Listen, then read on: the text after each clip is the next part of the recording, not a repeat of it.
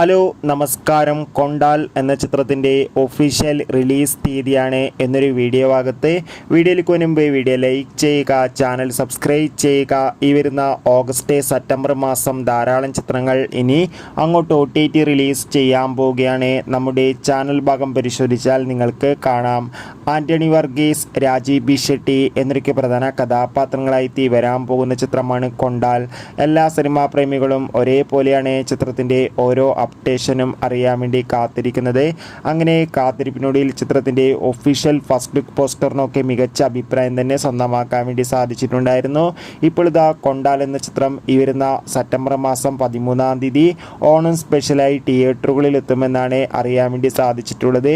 എന്തായാലും ചിത്രത്തിൻ്റെ റിലീസിനായി കാത്തിരിക്കാം. അതോടുകൂടി ചിത്രത്തിൻ്റെ ഒഫീഷ്യൽ ട്രെയിലർ ഉടൻ തന്നെ പുറത്തു വരും.